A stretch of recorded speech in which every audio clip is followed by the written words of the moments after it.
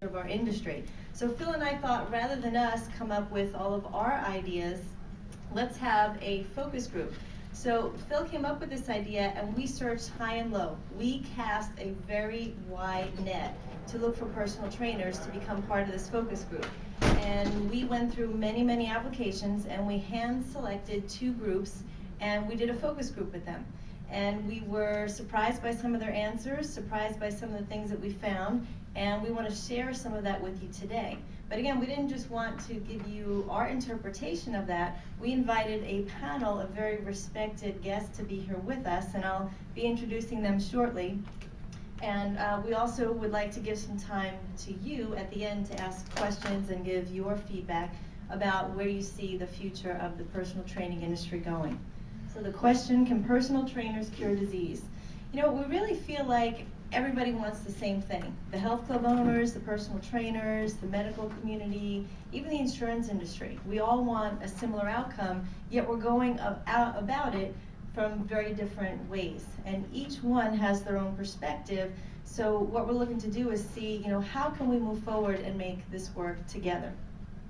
So we want to create a 4-way win, with the highest priorities being to help the consumer get a result, and also for everyone to make the money that they deserve, and for it to be profitable as well. Okay, so the 4-way win starts with the consumers. Recently, I've been in different settings where I've heard people say to me, I hired personal trainers and I got injured. I was hurt. I didn't get a result. I'm actually involved in a gross negligence lawsuit right now for a personal trainer who was inappropriate in his actions and hurt somebody very badly. We have a friend who's not with us today, Dr. Abbott, who has almost made up a good portion of his career now focused on lawsuits that have to do with personal trainers. So we want to do the opposite of that. We want people to see personal trainers as a solution, a place where they can go to get a positive result. Okay, secondly, the win-win is that physicians are revealed for their healing. I'm going to guess that most doctors get into the industry of physicians being a doctor because they want to heal people. And we know that that's not necessarily what's happening or where they get to spend their time. I doubt they said, I want to become a doctor so that I can write prescriptions for people and perform surgery all the time. So we know that things are a little bit broken in the medical industry as well. As far as the health clubs go, I would guess that most people opened up a health club because they wanted to be a place where people could come and feel like they were cared for, get some guidance, help people get a great result, and also make a respectable living doing that. And we know that there's a lot of health clubs going out of business, and there's also a lot of issues that revolve around the health clubs that the health club owners and managers would like to see improve significantly. And finally, the personal trainers. And we were so interested to hear what they said about things like being respected and how they saw the future of the industry going. We know that personal trainers are not staying in this industry for very long. Most people, a majority, over 50%, are not getting recertified after 2 years. Okay, we're going to look at some of the statistics of what personal trainers are earning and how that's not sustainable for most people. So we want to see that change.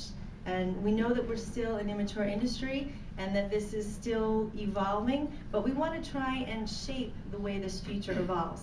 And like every industry, there's going to be people who are at the top of the industry who are doing great things. And we know that there are some trainers out there who are doing that, and then there's going to be others who are just not representing our industry very well.